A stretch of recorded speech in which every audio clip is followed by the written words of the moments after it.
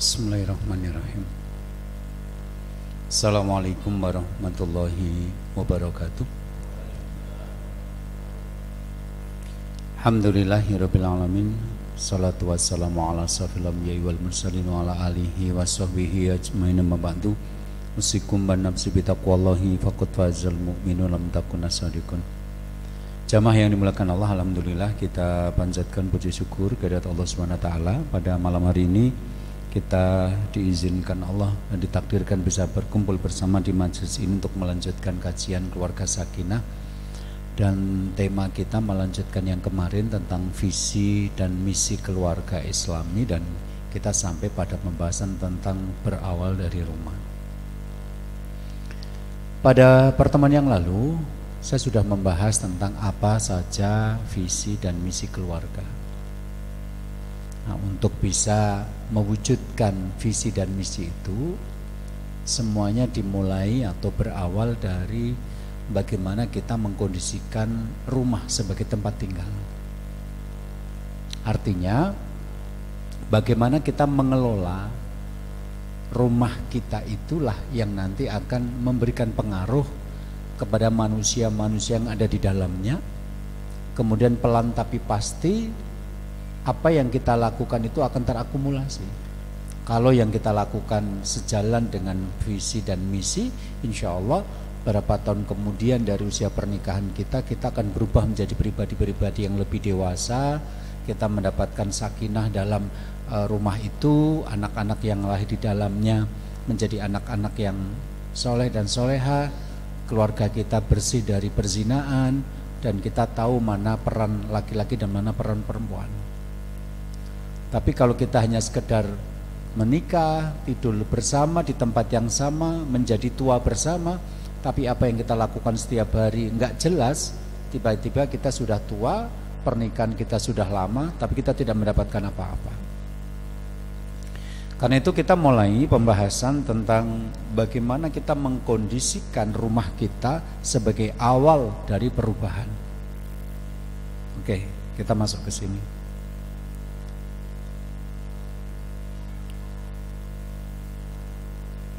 Nah, dulu pernah saya sampaikan bahwa salah satu faktor yang akan mempengaruhi kualitas pernikahan yang kita bangun adalah niat dari para pelakunya. Ada orang-orang yang secara kasat mata melakukan perbuatan sepertinya tunduk sama syariat, pakai acara lamaran, pakai acara ijab kabul, pakai mahar dan seterusnya, menandatangani buku nikah. Tapi apa yang mereka lakukan setelah itu jauh dari usaha-usaha untuk mewujudkan kesakinah dalam keluarga. Ya, yang laki-laki mabuk, selingkuh, tidak belajar ilmu agama, dan kemudian melakukan banyak dosa dan maksiat. Kemudian mereka berharap keluarga yang dijalani seperti ini menjadi keluarga sakinah. Itu nek orang Solo bilang tangeh lamun, ya nggak mungkin lah. Ibarat masak itu nek bumbunya nggak enak, bahannya nggak enak, nggak tahu cara masak, kok berharap masakannya enak? Itu kan ya nggak mungkin. Nah, karena itu maka selain niat yang lurus, harus ada ilmu yang benar. Karena niat saja tidak cukup. Saya menemukan kisah tentang seorang anak bernama Muhammad Soleh, tapi mati dalam keadaan mabuk. Anda bisa bayangkan, nama itu miliaran bisa dipilih. Bambang bisa, Mukiti apalagi gitu ya. Kemudian Joko, Eko, Dwi, Tri, Catur, Satponco, bisa. Tapi kenapa dia memilih nama untuk anaknya Muhammad Soleh? Ya karena dia berharap anaknya jadi anak yang soleh seperti kesolehan Muhammad. Tetapi ketika cita-cita membentuk anak soleh ini tidak diiringi dengan ilmu bagaimana kejadian hari demi hari, ketika berangkat ke masjid untuk sholat, anaknya tidak diajak. Ketika menyekolahkan anak, tidak di sekolah yang mengajarkan nilai-nilai Islam. Ketika anaknya bergaul dengan orang yang salah, dibiarkan. Terus tahu-tahu anaknya sudah SMA, ternyata nggak mau mengerjakan sholat. Orang tuanya baru bingung. Maka hari ini kita menata cara berpikir. bagaimana menjalani kehidupan rumah tangga kita agar kita menua tetapi cita-cita yang kita tetapkan dalam visi dan misi itu satu demi satu kita raih. Nah, kita mengkondisikan keluarga atau rumah tempat kita tinggal karena ada ayat seperti ini, surat An-Nahl ayat 78. Wallahu akhrajakum min butuni ummahatikum la ta'lamuna syai'a. Dan Allah lah yang mengeluarkan kalian dari perut-perut ibu kalian dalam keadaan tidak tahu apa-apa. Jadi bayi itu bisa lahir ke muka bumi itu karena Allah yang mengeluarkan. Jadi bapak-bapak jangan merasa sombong gitu loh. Kenapa? Karena ada orang yang hamil sudah 7 bulan, 8 bulan tinggal lahir itu mati di dalam kandungan itu banyak. Adik kandung saya sendiri itu anaknya mati padahal sudah 7 bulan. Teman saya juga begitu, umur kandungan sini 8 bulan tinggal 1 bulan tiba-tiba dinyatakan mati di dalam kandungan. Wallahu akhrajakum, Allah lah yang mengeluarkan kamu dari perut ibu. Ayahmu itu cuma nitip saham saja itu. La ta'lamuna syai'an, ketika keluar itu kamu dalam keadaan tidak tahu apa-apa. Jadi bayi yang lahir itu tidak tahu mana yang benar, mana yang salah, mana yang baik, mana yang buruk, mana yang perintah, mana yang larangan, mana yang halal, mana yang haram. Bayi itu tidak tahu, kosong, fitrah. Wa ja'ala lakumus sam'al absara wal af'idah. Kemudian Allah menjadikan kalian memiliki pendengaran. Allah memberikan telinga agar kalian bisa mendengar. Allah memberikan absar, penglihatan, wal afidah dan hati nurani. La'alakum tashkurun, mudah-mudahan kalian bersyukur menggunakan telinga, mata dan hati kalian dengan cara-cara yang benar. Jadi intinya begini, bayi ketika lahir itu nggak ngerti apa-apa, menjadi ngerti itu karena memorinya yang kosong terisi. Nah, pengisian itu dimulai dari 3 jalur, dari telinga, dari mata dan dari hati. Secara umum, bayi yang lahir di sebuah rumah, maka yang dia dengarkan adalah omongan bapaknya dan ibunya. Yang dia lihat adalah perilaku bapak dan ibunya.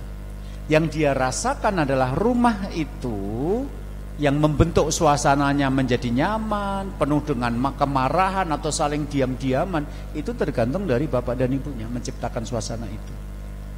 Nah, kekosongan itu kemudian terisi dari apa yang didengar, dilihat dan dirasakan. Akhirnya buat anak menyimpulkan, oh begini toh. Nah, kesimpulan anak ini tergantung sepenuhnya dari apa yang perdengarkan oleh orang tua, apa yang diperlihatkan orang tua, dan apa yang ditumbuh rasakan oleh orang tua. Oke. Jadi misalnya begini, Anda jadi guru TK. Ini hari pertama masuk sekolah. Ternyata hari pertama masuk sekolah itu ada anak TK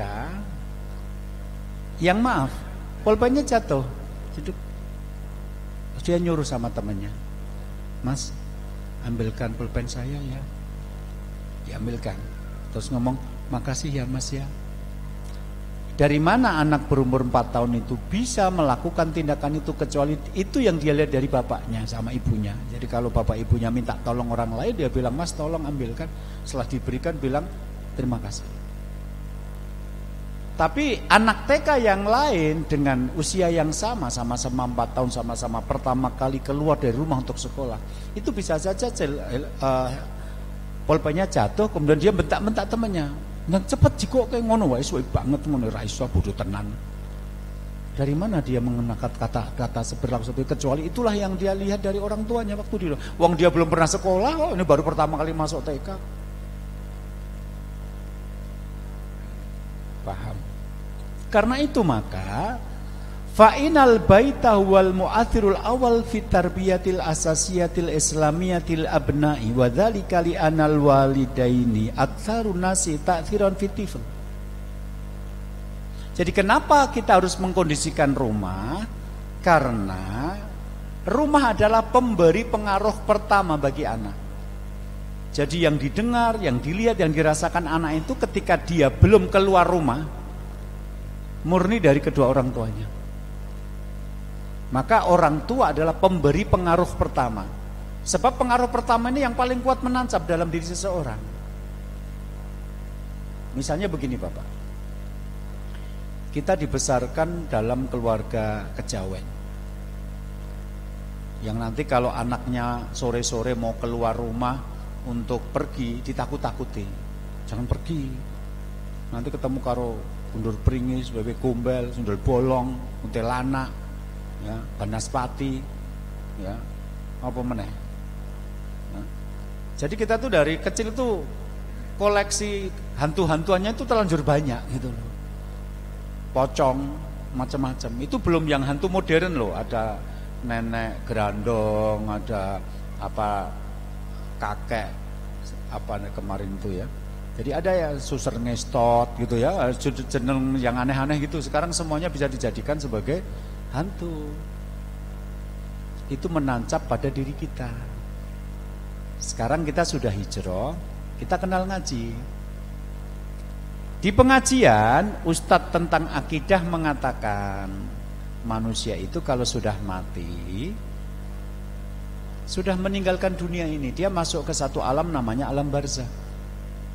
Begitu dia dikubur, 7 langkah terakhir dari orang yang mengantar ke kuburan, maka malaikat mungkar nakir datang untuk bertanya kepada mayat ini. Dia sudah nggak ada urusannya dengan dunia. Jadi bagi yang mati, mati aja, dia sudah pindah ke alam barzah, selesai. Jadi kalau ada istilah yang namanya hantu-hantuan itu mesti ulahnya jin, bukan yang mati. Mati sudah selesai, urusannya dengan malaikat mungkar nakir sekarang. Nek orangnya baik, dia suruh tidur, istirahat, itu namanya nikmat kubur. Nek orangnya tidak baik, dia disiksa sampai hari kiamat nanti. Padahal biasanya jadi hantu itu yang tidak baik matinya gitu loh. Mana sempat dia pamit dulu malaikat mungkar nakir, saya tak nggoda mantan saya karena sekarang nikah dia sama pacarnya yang dulu, saya terkhianati gitu loh. Nggak ada kesempatan begitu. Itu logika akidahnya. Dan Anda sudah paham itu. Sekarang Anda pulang ke rumah, isak-isak seperti ini, tiba-tiba Anda menemukan anak Anda sakit. Obatnya harus beli ke apotek. Lampu mati, gerimis. Dan rumah Anda keluar menuju apotek itu melewati kuburan besar. Yang tadi siang baru saja ada orang bunuh diri yang lidahnya melet dikubur, dan kuburnya dekat pintu keluar. Anda lewat di situ. Ingat pelajaran dari guru akidah, wis mati nyang alam barzah, ra ene urusane karo menungso sing nyang alam donya. Akidahnya. Jalan pelan-pelan, begitu mendekati pintu keluar dari kuburan itu, ada serumpun bambu di pinggir jalan sebelah kanan yang tertutup angin, kemudian mengeluarkan suara-suara seperti seruling setan. Kengket itu. Saya kok tidak yakin bapak-bapak itu tertegar mengatakan itu alam barzah, tidak hubungan dengan dunia. Beberapa pipis di tempat, berapa balik pulang gitu loh. Kenapa? Udah dijelasin kok dalam akidah Islam, mereka sudah mati nggak ada urusan dengan kita. Karena nenek, kakak, bapak dan ibu kita menanamkan hantu-hantuan sejak kita kecil, dan pengaruh ini belum hilang sepenuhnya. Butuh usaha keras untuk menghilangkan pengaruh pertama itu. Nah masalahnya sekarang adalah Andalah pemberi pengaruh itu. Andalah bapak dan ibu dari anak-anak Anda. Dan apa yang Anda ajarkan itu yang pertama kali masuk dalam pikiran mereka. Maka mengkondisikan rumah, karena rumah ini adalah pemberi pengaruh pertama, satu. Jadi jangan dianggap sepele loh ibu-ibu yang ada di rumah.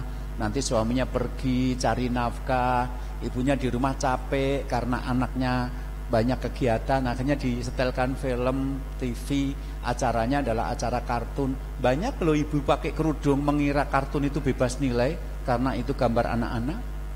Padahal kartun kayak Doraemon itu nanti bertentangan dengan akidah Islam. Kalau minta apa-apa mintanya ke kantong ajaib, bukan kepada Allah. Sementara hadisnya mengatakan idza sa'alta fas'alillah, jika kau minta, mintalah kepada Allah. Istri kita pakai jilbab loh, anaknya suruh nonton Doraemon. Toko kaos Doraemon, tasnya Doraemon. Sayang kalau kamu milih istri seperti itu, karena anakmu dirusak sama ibunya sendiri. Sejak kecil tidak diikatkan kepada Allah. Nabi mengatakan kepada Ibnu Abbas, idza sa'alta fas'alillah. Kalau kamu minta sama Allah. Jangan minta sama kantong ajaib. Jangan sebut namaku 3 kali, aku akan hadir di depanmu. Itu akidah musyrik yang gitu itu. Dan ibu-ibu kita yang berjilbab itu nggak ngerti. Dia ngertinya cuma warna jilbabnya padu padan dengan celananya. Wes, cantiknya didapat. Akidah anaknya rusak karena dia tidak ngerti bahwa film-film seperti itu tetap tidak bebas nilai. Itu tetap mencerminkan akidah dari pembuatnya. Jadi pengaruh pertama itu susah dihilangkan. Nah sekarang kita sampai pada level kitalah yang memberi pengaruh kepada anak-anak kita. Nek salah ngomong, hati-hati. Yang kedua, li'annal zaman alladhi yakbihi at-tiflu fi baitil akbar min ayyi zamanin akhar.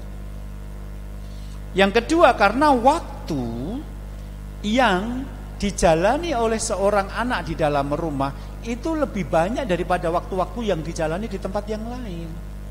Jadi anak taruhlah nanti kita sekolahkan pada umur 4 tahun. Oke? Berarti mulai lahir sampai 4 tahun karo sopo? Karo bapak ibu Nanti begitu kita masukkan ke TK 4 tahun, itu TK paling cuma berapa? 2 sampai 4 jam. Jam 8 masuk, jam 12 pulang. Kalau dalam suatu hari 24 jam, berarti ada 20 jam yang anak itu nanti kembali lagi ke rumah, ketemu bapak ibunya lagi. Nanti masuk SD, masuk jam 7, pulang jam 2. Nanti tetap pulang ke rumah lagi. Bahkan Anda bekerja 8 jam, itu pulang ke rumah 24 dikurang 8 jam, tetap di rumah lagi. Jadi rumah itu menjadi tempat yang waktunya paling banyak sebenarnya kita jalani. Kalau ada orang yang waktunya di luar rumah lebih banyak, itu nggak benar, berarti siklusnya nggak benar. Mesti ada masalah di rumahnya. Kenapa dia tidak betah di rumah? Tapi kalau rumah tempat tinggal yang nyaman, kalau kita hitung secara matematika, waktu yang kita jalani di rumah paling banyak dibanding waktu yang kita jalani di tempat yang lain. Yang ketiga, kenapa rumah? Karena rumah adalah teritori atau wilayah di mana kita berkuasa penuh atas rumah itu. Seburuk apapun yang terjadi di luar rumah, kalau kita tidak izinkan masuk, tidak akan masuk. Acara TV sekarang jelek-jelek kok, maka anakku niru TV. Siapa juga yang suruh beli TV? Kamu sendiri yang beli. Dan kalau beli dipajang aja, nggak disetel. Kamu yang nyetel. Jadi seburuk apapun acara TV, kalau Anda bisa mengkondisikan rumah tidak beli TV, tidak nonton, nggak ngaruh sama keluarga Anda. Kenapa ngaruh? Karena Anda beli dan Anda nyetel. Padahal Anda sudah tahu bahwa acaranya jelek-jelek. Lingkungan tempat saya muda-mudinya jelek Ustaz. 9 dari 10 gadis menikah sudah dalam keadaan hamil. Laki-laki 10 dari 10 orang itu mabuk. Iya. Tapi kalau kamu bisa membuat anakmu tidak bergaul dengan mereka, tidak akan terjadi pergaulan yang salah. Istri saya boros Ustaz, banyak orang yang datang ke rumah menawarkan kreditan. Kalau kamu ajari istrimu menolak tamu masuk, tidak akan terjadi seperti itu. Jadi kegagalan pendidikan Anda adalah kegagalan menjaga teritori kekuasaan kita. Anda berkuasa di rumah itu tapi Anda tidak mampu menghindari pengaruh buruk yang masuk. Padahal harusnya mampu karena kita penguasa penuh di rumah itu. Anda bisa ngomong sama istri, nek istri rentuk moro rene senengane nggawa barang kreditan terus gue untuk kredit ping 10, gue mesti tertarik, rasa. Kayak arisan Mas, rasa melu, kayak arisane gur entuk 300.000, bar entuk arisan sasi ngarep kon dadi tuan rumah ngetokke senek entek 500.000. Kuwi jane arisan apa ora, malah ngetokke duit. Kan Anda yang model begitu. Ikut arisan dapatnya 300.000. Tapi bulan depan jadi tuan rumah, menjamu tamu senek dan makanan entek 500.000. Jarine arisan nabung malah tombok oyong ngono kok. Rasa melu sing koyo ngono. Anda bisa mengatur begitu. Nek ra gelem diatur ganti perempuan banyak. Satu saja kok bikin susah hidupmu toh. Udah bikin susah nggak cantik, repot banget tuh hidupmu cuma sekali aja kok yo. Lah soalnya kan nganggur, sing kerja sing wedok mulane rawani gitu loh. Nek jenengan sembodo ra mungkin kalah. Nek jenengan sembodro mesti kalah wong dheke Sri Kandi yo. Kan menang Sri Kandi karo sembodro meskipun sama-sama istrinya Janoko. Janoko berpoligami Pak. Kan Sri Kandi istrinya Janoko toh. Sembodro juga istrinya Janoko toh. Nah sing tes kan Sri Kandi, sing alus kan Sembodro. Lah kowe wong lanang ki sembodo ora sembodro, piye to? Cah saiki ora ngerti cerita wayang, Wak. Sembodro ngerti ini toko pakaian gitu. Jadi persoalan pendidikan itu persoalan penguasaan teritorial bernama rumah. Rumah itu Anda bisa kunci, rumah itu Anda bisa hilangkan TV, rumah itu Anda bisa tidak pakai wifi. Teman-teman anak Anda pakai handphone, Anda bisa kok membuat anak Anda tidak menggunakan handphone. Kenapa menyalahkan lingkungan luar? Teman-temannya jelek. Nah, siapa juga yang menyuruh anakmu berteman dengan orang-orang itu? Kan kamu bisa melarang. Nggak betah di rumah. Jangankan anakmu, kamu aja nggak betah di rumah, bagaimana bapaknya nggak betah anaknya suruh betah? Ya kalau kamu pengen anakmu betah, kamu harus membetah-betahkan diri di rumah. Banyak melakukan aktivitas bersama anak di rumah. Nah, persoalannya begini Bapak Ibu. Ya, ini informasi saja. Wallahu ja'ala lakum min buyutikum sakanan. Dan Allah menjadikan bagi kalian di rumah-rumah kalian itu sebagai tempat tinggal. Allah telah menjadikan rumah kalian sebagai tempat tinggal. Kemudian Ibnu Katsir menjelaskan ayat ini surat An-Nahl ayat 80 dengan mengatakan yadhkuru tabaraka wa ta'ala tamama ni'amihi ala abidihi. Allah menyebutkan kesempurnaan nikmatnya atas hambanya dengan menjadikan rumah-rumah mereka sebagai tempat tinggal.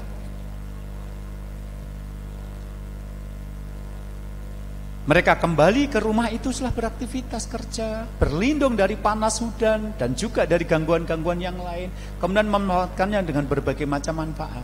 Jadi di rumah itu banyak manfaat yang bisa kita ambil. Kita bisa makan, bisa tidur, istirahat, berkumpul dengan keluarga, istri, anak-anak. Juga melakukan kegiatan pribadi pada masing-masing anggota.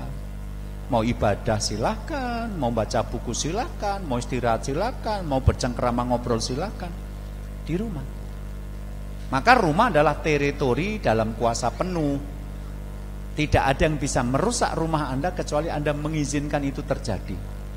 Sekali lagi, acara TV bisa rusak, tapi Anda bisa memilih untuk tidak memiliki TV atau punya TV tapi nggak usah nyetel. Atau kalau nyetel dibatasi hanya jam-jam tertentu. Handphone merusak, Anda bisa melatih keluarga untuk tidak memiliki dan menggunakan handphone. Tetangga merusak, Anda bisa mengkondisikan keluarga tidak usah bertetangga dengan tetangga-tetangga yang jelek. Begitu seterusnya. Jadi sekali lagi kalau kita gagal mendidik anak, sebenarnya itu adalah kita gagal menguasai kerajaan kita bernama keluarga itu. Oke. Lanjut. Ini adalah kisah tentang Umar bin Abi Salamah. Seorang sahabat kecil yang menjadi anak yatim karena bapaknya Abu Salamah meninggal. Dan ini menunjukkan bahwa dia adalah anak tiri Rasulullah karena Rasul menikahi Ummu Salamah ibunya. Jadi ini kisahnya adalah Rasul dengan anak tiri beliau. Jadi pada satu kesempatan Rasul sedang bersama-sama dengan para sahabat yang lain, kemudian memperhatikan Umar bin Abi Salamah itu dalam hal makan adabnya nggak bagus. Maka Rasul kemudian mengatakan, ya bunayya, idza akalta fasamillah wa kul biyaminik wa kul mimma yalik. Qala famazalat uklati ba'du. Le, nek mangan kuwi maca bismillah. Nek mangan kuwi nganggo tangan tengen, nek mangan kuwi njupuk sing cedhak. Maka Umar bin Abi Salamah mengatakan famazalat uklati ba'du. Setelah itu aku makan dengan cara yang diajarkan Rasulullah. Ya, jadi hadis ini terkenal di sekolah-sekolah TK SD Islam yang ngajari tentang etika makan. Makan itu membaca bismillah pakai tangan kanan dan kemudian mengambil yang dekat. Bukan jalan kemudian sambil minum sambil berdiri, bukan begitu. Mosok wong wedok jilbaban mangan karo mlaku kayak sing dipangan gur tahu ora berkelas tenan. Mbok duduk baca bismillah kenapa to yuyu? Saya pernah masalah menemukan perempuan berjilbab telu ngoko tas kresek mangan karo mlaku gur tahu gitu loh, Pak. Ora berkelas tenan. Sementara Islam mengajarkan begini, makan itu pakai tangan kanan baca bismillah ngambil yang dekat. Apa yang kita ambil pelajaran dari kisah ini? Bahwa ternyata mendidik itu sudah dimulai dari rumah. Jadi mendidik itu bukan urusan sekolah. Sekolah itu cuma membantu. Yang mendidik tetap bapak dan ibu di rumah. Jadi Rasul mendidik di rumah sambil makan, ngajari etika makan, dan berhasil. Kok berhasil? Lah kan Umar bin Abi Salam mengatakan, sejak saat itu aku makannya dengan cara seperti yang diajarkan Rasulullah. Berarti kan nggak butuh SKS, nggak butuh kurikulum, cuma butuh figur orang tua yang memberikan keteladanan dan melakukan peneguran. Le, mangan orang menukui, anggo maca bismillah sih, tangan-tangan, njupuk sing cedak. Nggih. Sejak saat itu ternyata caraku makan mengikuti cara ajar Rasulullah. Itu menunjukkan pendidikan dimulai dari rumah. Jadi kesalahan orang tua itu ketika menganggap pendidikan nanti kalau dimasukkan ke bangku sekolah, salah. Maka banyak orang membuang 4 tahun ini. Karena 4 tahun sebelum dimasukkan ke TK, dia murni di bawah kendali orang tua. Lalu orang tua menganggap didiknya nanti kalau udah sekolah, dia menyia-nyiakan 4 tahun ini.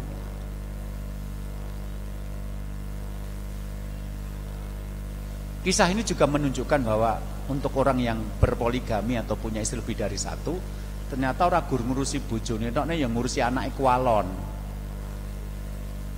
Jadi kalau Anda nanti menikahi janda yang punya anak yatim, Anda bukan hanya menikahi janda itu, tapi juga ngurusi anak yatimnya.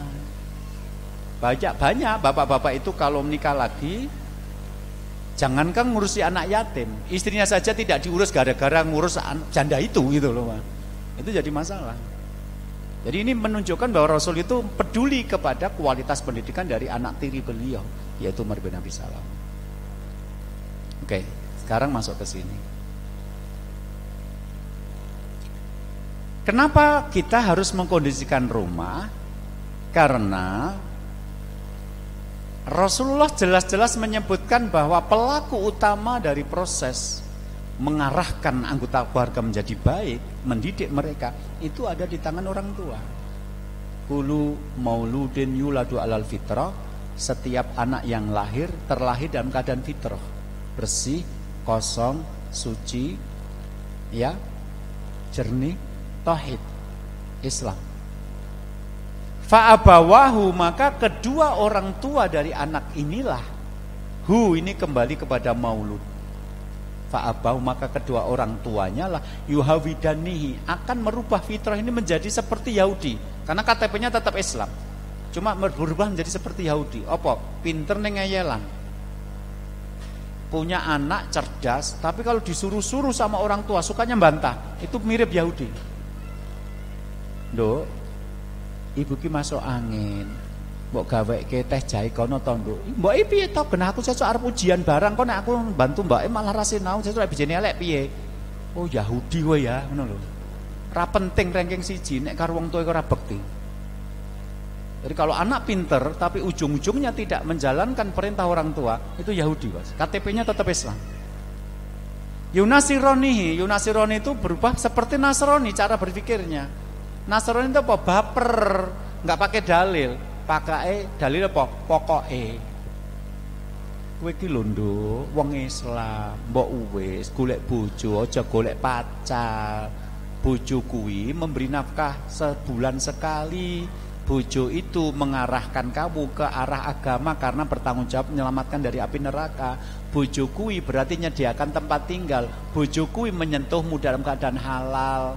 Pacaran ki apa? Dosa tok enenge. Demek dosa, goncengke dosa, ora blonjo, malah mengajak dosa. Wis bar ngono mangan malah dhek alasan dopete kari nyang omah, malah kowe sing bayar. Rugi to, Nduk, nek carane ngono. Pokoknya kula dereng siap nikah, kula pengen pacaran jek enom seneng-seneng sik. Oh, Nasrani kowe ora nganggo dalil, nganggo pokoke kok.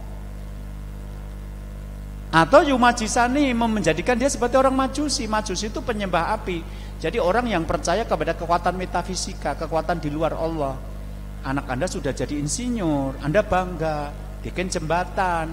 Tapi begitu jembatannya mau dibangun, dia menanam kepala kerbau. Katanya takut nanti akan hancur kalau nggak dikasih acara tanam kepala kerbau.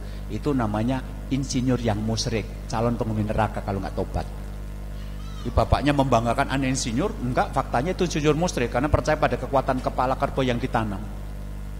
Bukan pada kekuatan hitung-hitungan matematika. Bahan ini kekuatannya sekian, keretakannya sekian, getarannya sekian. Jadi kalau setiap hari yang lewat di atas jembatan ini adalah mobil diperkirakan sekian ratus dan dalam satu hari masing-masing diperkirakan bebannya sekian, maka kalau bangun konstruksi sekian kuat. Orang ngono ngitung ini apa? Nganggo nanam kepala kerbau. Lah nek ngono nganggo jembatan kayu ae sapa ngerti dan kepala kerbau jadi kuat gitu. Itu bapaknya bangga anaknya jadi insinyur. Itu insinyur calon penghuni neraka. Kenapa? Musyrik, percaya kepada kekuatan di luar Allah. Yang membuat anak menjadi penentang kebenaran seperti orang Yahudi, atau pakai perasaan gak pakai dalil seperti Nasrani, atau percaya pada kekuatan Allah, itu orang tua. Orang tua. Maka di sini dikatakan oleh Imam Al-Qayyim Al-Jauziyah, fa wasiyatullahi lil aba'i bi auladihim sabiqatun ala wasiyatil auladi bi abaihim. Maka perintah Allah kepada para bapak untuk mendidik anak-anak mereka datang lebih dulu daripada perintah Allah kepada anak untuk berbakti kepada orang tua. Jadi ada dua perintah Allah. Pertama adalah perintah kepada anak untuk berbakti kepada orang tua. Kedua, perintah Allah kepada orang tua untuk mendidik anak. Ternyata perintah Allah kepada orang tua untuk mendidik anak datang lebih dulu sebelum perintah kepada anak untuk berbakti kepada orang tua. Karena itu akan ada cerita tentang anak yang tidak berbakti tapi nggak bisa disalahkan. Kenapa dia tidak bisa disalahkan padahal dia tidak berbakti pada orang tua? Ya karena orang tuanya tidak mendidik dia untuk berbakti. Bagaimana bisa tidak dididik kemudian menjadi? Makanya pernah terjadi pada zamannya Umar bin Khattab. Ada seorang bapak membawa putranya menemui Umar bin Khattab, kemudian mengatakan, "Ya Amirul Mukminin, anak saya itu durhaka kepada saya." Ya namanya durhaka itu dosa besar. Umar bin Khattab mau marah sama anak ini. Begitu mau marah, anak ini bertanya dulu, "Ya Amirul Mukminin, bolehkah saya bertanya lebih dulu?" "Boleh." "Apakah seorang anak juga punya hak dari orang tuanya?" "Iya." "Apa?" 3. 1. Memilihkan ibu yang baik. 2. Memberi nama yang baik karena itu nama itu adalah doa. 3. Mengajarkan Al-Quran. Maaf, bapak saya tidak memberikan satu pun dari 3 itu kepada saya. Ibu saya orang Majusi, nama saya jelek, dan bapak tidak pernah mengajarkan Al-Quran kepada saya. Kemudian bin Khattab berubah marah kepada bapak ini. "Bagaimana bisa kamu mengharapkan anakmu jadi anak yang berbakti kalau kamu tidak pernah mendidiknya?" Jadi ada anak-anak yang tidak berbakti tapi nggak bisa disalahkan, wong tidak diajari bagaimana cara berbakti kok. Karena itu dalam masalah tema kita malam ini berawal dari rumah, ada kesalahan-kesalahan yang terjadi pada pasangan suami istri. Mereka tidak menyadari atau kesalahan, tapi akan saya tunjukkan kesalahan itu.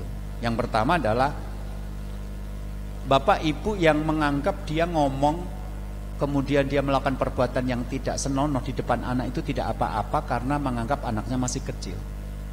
Ibu-ibu keluar dari kamar mandi cuma pakai anduk tok, dik ngono, anake nyawang. Ngono to yu, ora apa-apa cek cilik rung mudeng apa-apa. Nah, ibu nanti nonton film horor karo gendong anake. Ngono-ngono to yu, ora apa-apa dek urung mudeng. Atau bapak bentak-bentak ibune. Begitu tangannya negur, kowe iki bentak-bentak aja ngono kuwi, anakmu wis duwe anak aja ngono. Alah cek cilik rung mudeng apa-apa. Ini pemahaman yang salah. Memang betul anak tidak paham apa yang diucapkan orang tua, apa yang dilihat oleh matanya. Benar, tidak paham, belum paham.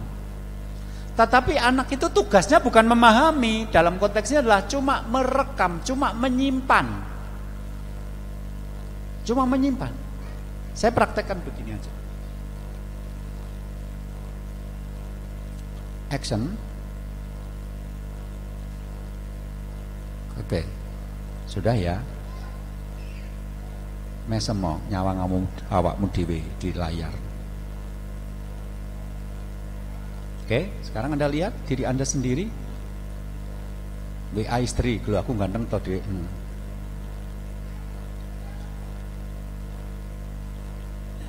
iPad saya ini sudah saya pakai buat motret jenengan. Sekarang wajah-wajah jenengan sudah tersimpan di sini di iPad saya. Maaf, saya tidak kenal jenengan kan. Saya tidak paham siapa jenengan. Satu persatu tidak. 1-2 saja yang panitia, Mas Eko, Pak Ibrahim, Mas Wisnu, Pak Dokter. Ya kenal, tapi tidak semua. Terus ini saya tutup jegrek. Ya saya kan tidak kenal jenengan, tapi kan itu tersimpan di memori iPad saya. Nanti suatu saat Ada di antara panjenengan yang datang ke tempat saya mau konsultasi. Ustaz, dia mau konsultasi. Jenengan siapa ya? Maaf, saya nggak kenal. Itu loh Ustaz, saya yang ikut pengajian di RSH itu loh Ustaz.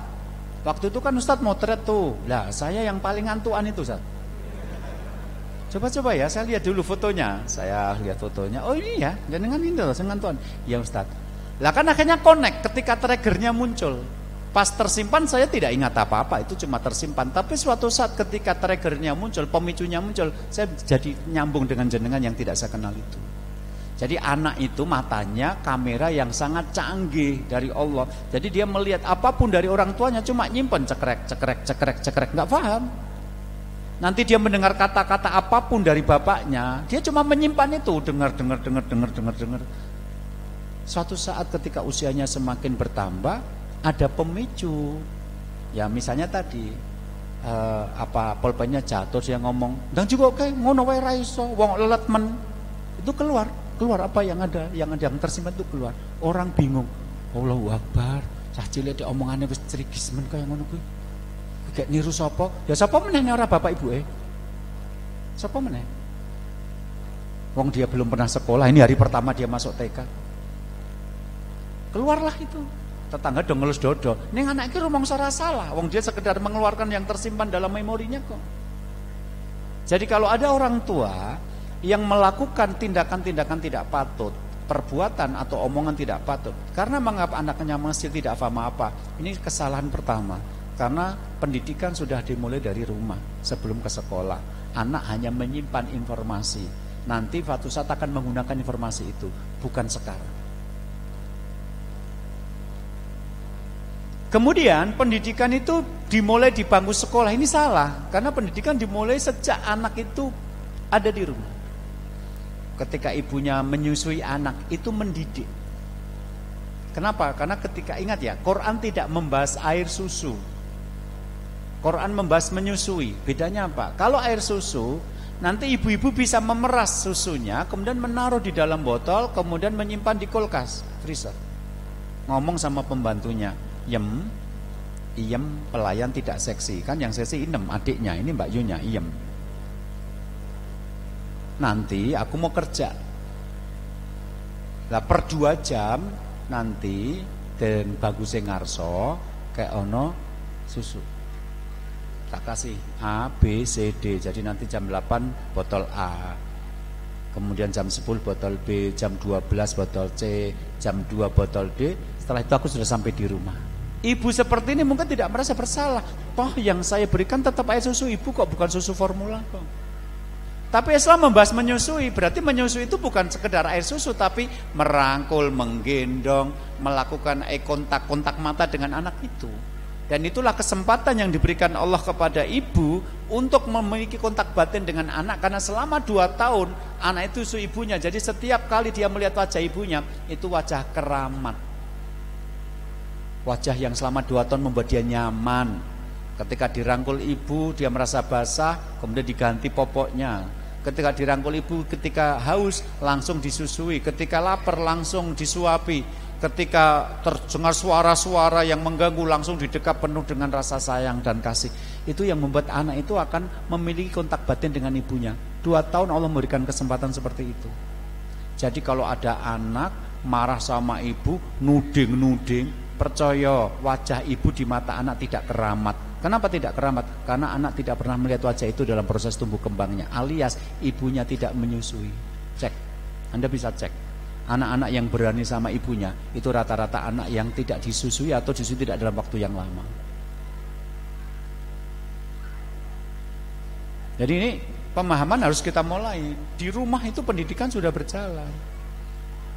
Makanya kenapa kita memperhatikan Al-Quran, lebih dari 50% pembahasan perempuan itu adalah sebagai istri. Kenapa? Karena ketika seorang perempuan berhasil menjadi istri, dia akan berhasil menjadi ibu. Dia diperintah suaminya, "Dek, gawekno wedang." Nggih, Mas. Anak melihat itu. Sehingga nanti ketika besar disuruh bapaknya, "Le, bikin kami." Nggih, persis seperti yang dilakukan ibunya. Nanti ketika istri Anda tidak solehah, "Dek, gawekno wedang." Ora ngerti wong wedok lah kayak gaweane oke mau gawe witang dhewe ngopo. Anaknya melihat itu. Nanti suatu saat ibunya sakit, kemudian dia nyuruh anaknya, "Nduk gaweane teh jayo, Nduk. Mbok gawe dhewe ngopo to, Bu? Aku ya lagi kesel." Ibunya marah-marah. "Aku ora ngajari kok dadi wong anak sing kaya ngono." Ora ngajari, nyontoni. Ini yang tidak disadari oleh para perempuan. Kenapa nanti pembahasan pendidikan anak itu pembahasan tentang istri? Karena menjadi istri yang baik itu memudahkan dia menjadi ibu yang baik. Maka doanya adalah Rabbana hablana min azwajina. Ya Allah, anugerahkan kepada kami istri-istri wa dzurriyyat dan keturunan yang qurrata ayun, yang menyejukkan. Jadi untuk mendapatkan qurrata ayun, anak-anak yang menyejukkan mata, itu berangkat dari mendapatkan istri yang menyejukkan mata dulu. Maka doanya ya azwaj, pasangan, kalau ini ibu-ibu berarti maksudnya suami, kalau bapak-bapak berarti maksudnya istri, dan keturunan-keturunan yang menyejukkan mata. Jadi kalau Anda nanti bingung golek pendidikan yang mahal, sebenarnya Anda sudah ketinggalan minimal 4 tahun. Waktu-waktu untuk mendidik Anda abaikan karena menunggu sesuk golek TK sing apik. Padahal al-ummahatu madrasatul ula, ibu itulah sekolah pertama sebelum masuk TK. Jadi kalau menunggu nanti kalau kita masukkan ke TK yang bagus ya anak kita, Anda mengabaikan 4 tahun sebelum masuk TK itu sebagai waktu kosong, tidak terdidik. Dalilnya apa? Ya tadi Umar bin Abi Salamah tadi kan dididik Rasul untuk beretika dalam makan. Itu di rumah, bukan di bangku sekolah. Kemudian menyerahkan pendidikan kepada pihak lain. Ada ibu-ibu yang masih punya anak kecil, bekerja, anaknya malah dititipkan sama pembantu. Pembantunya golek sing bodoh, sing dibayar murah. Dadi kowe mulang minterke wong liya, anakmu mbok bodokke karena apa mbok goleke pembantu sing bodoh. Saya kemarin malah menemukan kasus ada pembantu itu saking pusingnya anak juraganya itu kerep rewel, itu dikasih obat tidur. Juraganya nggak ngerti, Pak. Jadi mengira ki pembantuku pinter, soalnya nek bar mesti ngomong anakku mesti turu, padahal dikasih obat tidur. Begitu sadar ternyata sudah terlanjur, obatnya banyak yang masuk, error sarafnya akhirnya, baru menyesal. Ya, kemudian mengabaikan periode emas. Jadi 5 tahun pertama itu disebut dengan golden age, periode emas. Itu sangat menentukan pendidikan-pendidikan sebelumnya. Makanya kita bisa melihat sekarang bagaimana anak-anak umur 5 tahun 6 tahun itu hafal Quran. Dulu saya nerangkan kayak gitu, orang maido zaman Nabi. Saiki zaman internetan ra mungkin. Begitu muncul Hafid Indonesia, kemudian bermuncul rumah-rumah tahfidz, sekarang anak 7 tahun, 8 tahun, 5 tahun, 6 tahun itu udah hafal Quran. Terbukti bahwa ketika dididik dalam usia itu ternyata hasilnya bisa maksimal. Nah, ini pembahasan kita tentang mengawali proses membawa keluarga menuju visi dan misi, yaitu dengan cara menata rumah tempat kita tinggal. Maka rumah tempat kita tinggal bukan sekedar tempat untuk istirahat, untuk tidur. Jadi kalau nanti cari perumahan jangan yang 5 menit dari pintu tol sehingga mudah ke tempat selingkuhan. Ya, 3 menit ke mall sehingga mudah menghabiskan uang. Bebas banjir, bukan. Nyari nanti yang masjid, ada masjidnya, bertetangganya semua muslim gitu loh. Kemudian dekat dengan Islamic Center, yang Anda cari kayak gitu. Kan pengembang-pengembang itu yang dijual bebas banjir, akses ke tol sama ke mall. Lah kalau begitu berarti kan rumahnya tempat untuk bersenang-senang dan beristirahat, bukan rumah untuk mendidik juga anggota keluarga. Maka nanti kita mencari lingkungan yang baik, dan itu tugasnya para bapak untuk mencari lingkungan yang baik. Nanti kita akan bahas lagi pada pertemuan-pertemuan berikutnya. Bapak Ibu yang dimuliakan Allah, malam ini saya membawa teman yang nanti akan menyampaikan beberapa informasi yang mudah-mudahan bermanfaat. Saya akan memberikan kesempatan kepada teman saya ini untuk menyampaikan apa informasinya, sehingga saya mencukupkan diri sampai di sini. Nanti kita lanjutkan lagi pada pertemuan-pertemuan berikutnya. Siapa? Pak Marwan atau Mas Bagus yang mau